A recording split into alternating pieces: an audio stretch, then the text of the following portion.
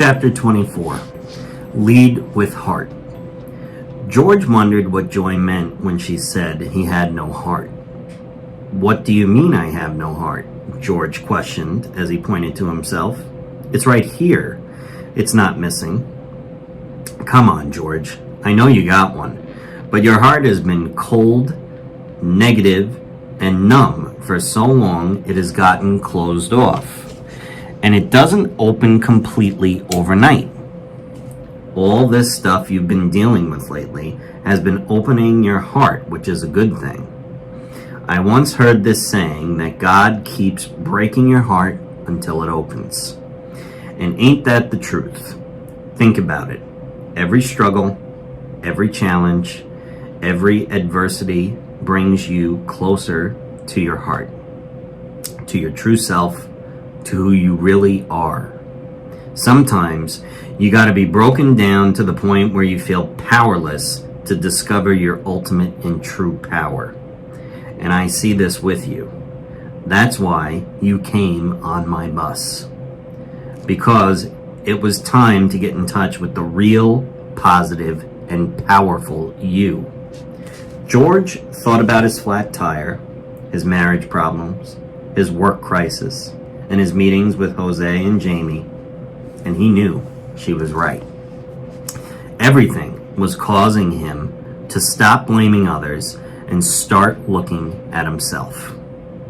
He had never thought about having an open or closed heart before, though. He was just glad he hadn't had a heart attack yet. "And now it's time for you to lead, George," she declared. "Not manage. I'm talking leading with positive, contagious leadership. This is what your team craves. They want you to lead with heart. It's the missing piece you have been asking about. The heart is your power center. It's where contagious, positive leadership comes from. And the more open, powerful, and positive it is, the more powerful you are." "She's not kidding," Marty spoke up from the back of the bus. "This is not rah-rah motivational stuff. It's real peak performance science now.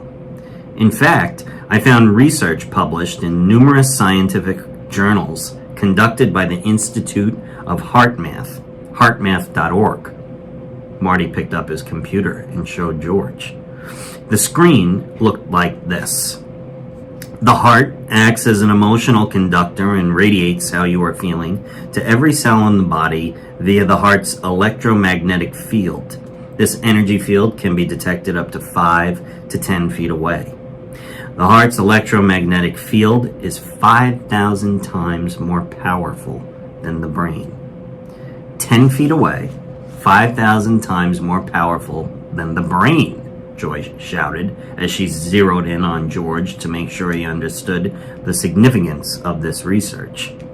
"It means that we are broadcasting our positive or negative energy every moment of the day via our heart, and people are picking up and receiving this signal.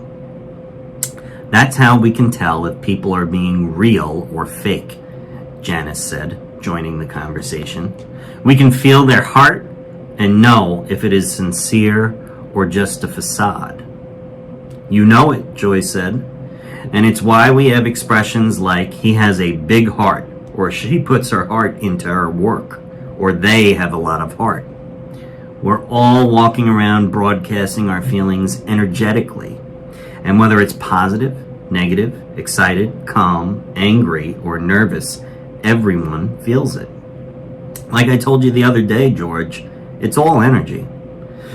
Your employees are tuning into your broadcast station and they want your energy. They need you more now than ever, and you need them. If you want them to receive more positive and powerful energy, then you got to broadcast that power by opening and tapping the power of your heart."